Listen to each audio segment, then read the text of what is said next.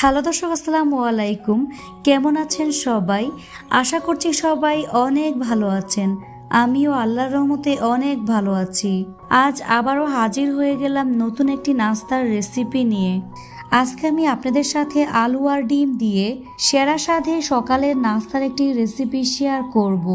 এই নাস্তাটি তৈরি করা একেবারেই সহজ। শুধুমাত্র আলু আর ডিম দিয়ে এই নাস্তাটি ঝটপট তৈরি করে নিতে পারেন। বাচ্চাদের টিফিনেও এই নাস্তাটি দিতে পারেন। তো আশা করছি রেসিপিটি আপনাদের কাছে ভালো লাগবে। তো চলুন রেসিপিটি দেখে নিচ্ছি। এই নাস্তার রেসিপিটি তৈরি করার জন্য এখানে আমি 4 থেকে 5টি মিডিয়াম সাইজের আলু নিয়েছি। আলুটাকে ঠিক এইরকম পাতলা ছোট করে কেটে নিয়েছি। এভাবে বটি অথবা ছুরি দিয়ে পাতলা করে কেটে নেবেন। এখানে নিয়েছি 4টি ডিম।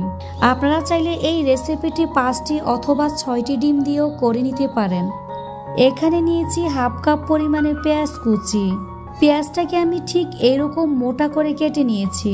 পেঁয়াজটাকে একটু মোটা করে কাটতে হবে। এটাকে এক সাইডে রেখে চুলায় একটি ফ্রাই প্যান বসিয়ে দিলাম। এখন আমি এর মধ্যে পরিমাণ মতো সয়াবিন তেল দিয়ে দিচ্ছি। তেলটা গরম হয়ে আসলে পেঁয়াজ কুচি দিয়ে দিচ্ছি। এবার পেঁয়াজটাকে হালকা করে ভেজে নেব, তবে খুব বেশি কড়া করে ভাজা যাবে না। পেঁয়াজটাকে হালকা ব্রাউন কালার করে ভেজে নিতে হবে।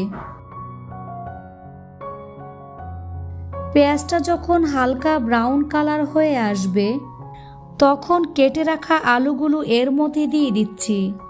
আলুটাকে খুব ভালো করে সিদ্ধ করে নিতে হবে। আপনারা চাইলে এ পর্যায়ে সামান্য মরিচের গুঁড়া ও সামান্য পরিমাণে হলুদের গুঁড়া অ্যাড করে দিতে পারেন, তবে আমি এ পর্যায়ে কোনো কিছুই ব্যবহার করব না। যতক্ষণ পর্যন্ত না আলু সিদ্ধ হয়ে আসছে ততক্ষণ পর্যন্ত অনবরত নাড়াচাড়া করে যেতে হবে। চুলার আঁচ একেবারে কমিয়ে আলুটাকে ভেজে সিদ্ধ করে নিতে হবে।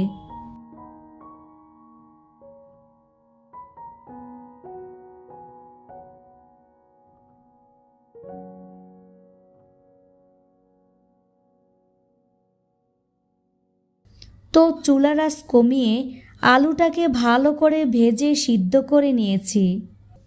এবার আলুগুলোকে একটি প্লেটে উঠিয়ে নেব। তারপর ভাজা আলুগুলোকে ভালো করে ঠান্ডা করে নেব। অন্যদিকে একটি মিক্সিং বলে 4টি ডিম ভেঙে নিয়ে নিচ্ছি। আপনারা চাইলে এর মধ্যে 5টি ডিম অথবা 6টি ডিম দিতে পারেন।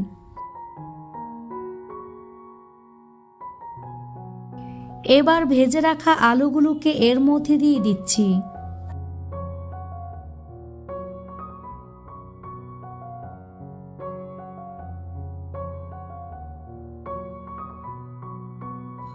তারপর দিয়ে দিচ্ছি স্বাদমতো লবণ।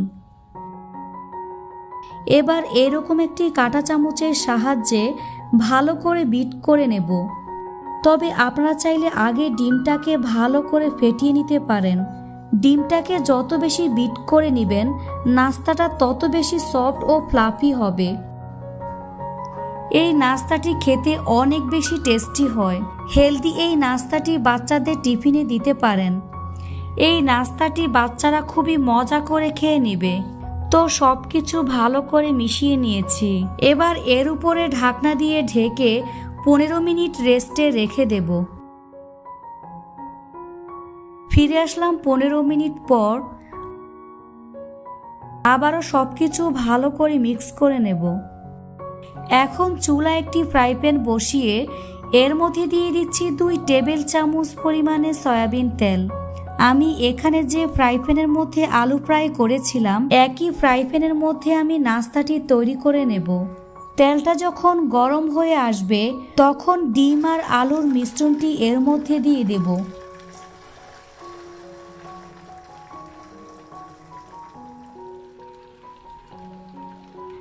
তারপর এটিকে চারপাশে সমান করে ছড়িয়ে দিতে হবে। এই মিশ্রণটি যেন চারপাশেই সমান থাকে। প্রথমে হাই হিটে 1 থেকে 2 মিনিট, তারপর চুলার আঁচ কমিয়ে অর্থাৎ লো হিটে 2 থেকে 3 মিনিটের মতো ভেজে নেব। তারপর একটি প্লেট এইভাবে উপরে রেখে খুবই সাবধানে এটাকে উল্টে দিতে হবে।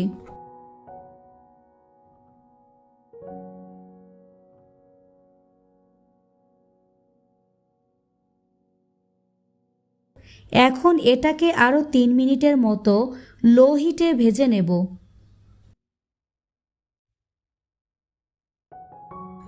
দেখুন নিচের পাশটা যখন এইরকম গোল্ডেন কালার হয়ে আসবে তখন এটাকে চুলা থেকে নামিয়ে একটি প্লেটে নিয়ে নেব।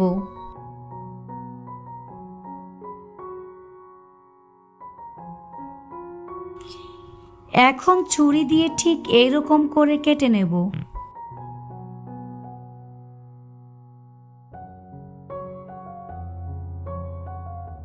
এরপর পরিবেশনে চলে যাচ্ছি। আশা করছি আমার সহজ নাস্তার রেসিপিটি আপনাদের কাছে ভালো লেগেছে। ভালো লাগলে অবশ্যই একটি লাইক দিবেন, বন্ধুদের সাথে বেশি বেশি করে শেয়ার করবেন।